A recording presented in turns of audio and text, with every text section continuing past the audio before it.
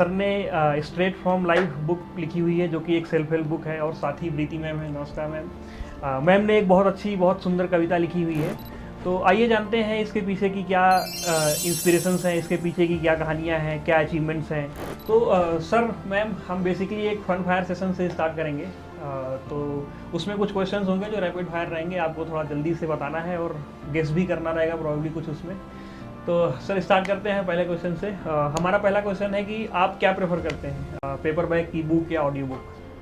Paper back. Any reason? Reason यही है कि पुरानी आदतें, जब हम अपने आप को पीछे आप देखोगे तो उस समय ऑडियो बुक नहीं था या डिजिटल उतना मार्केट नहीं था, तो हम उस पीढ़ी से हैं जहाँ पेपर बैक हमें ज़्यादा आसान लगता है और ज़्यादा था। बट हाँ, धीरे धीरे हम शायद आदतों को चेंज करें और नए ज़माने के हिसाब से चलें। तो और वैसे भी बुक्स हमेशा एक प्राइज्ड पोजेशन की तरह देखी जाती हैं, एक ट्रेजर होता है। तो पुराने ज़माने से हम ऐसे ही इसको समझते आए हैं कि बुक्स जो हैं वो हमारा पोजेशन है, हमारे पास है, हमारे गर्व की बात है हमारे पास कोई बुक होना।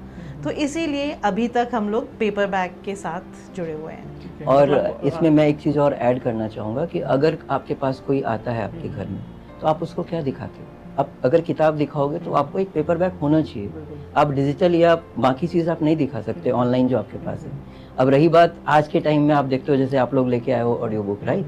तो वो तो हमारे पास समय की कमी है, और ऑन द गो अगर हमें कोई किताब पढ़नी है और सुननी है तो वहाँ पे तो फिर ऑडियो बुक ही काम आता है, क्योंकि आपने कान में लगाया और सुनते हुए आप ऑफिस, घर से ऑफिस जाते समय आपने एक किताब खत्म कर दी। बिल्कुल। और कहीं ना कहीं सर मुझे ऐसा लगता है कि ऑडियो, मुझे क्या, हमें ऐसा लगता है, वही रीज़न था बेसिकली हमें बक ऑडियो स्टार्ट करने का, कि ऑडियो बुक का रोल हमारे जीवन में बहुत पहले से रहा है।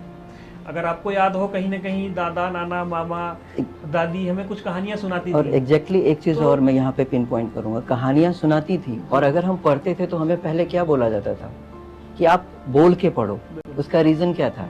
आप बोलो तो आपको कान में सुनाई देगा, राइट? और वो सुनाई देगा तो आपको याद रहेगा।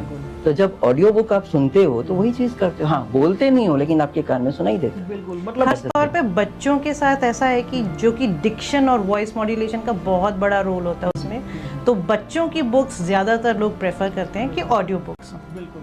अभी क्या है कि मैम बेसिकली हमारा ये मानना है कि ऑडियो बुक ऐसा है कि ऐसी चीज़ है कि आप एक्सपीरियंस कर सकते हैं, अपनी कहानियों को अनुभव कर सकते हैं। That's why we are promoting audio book.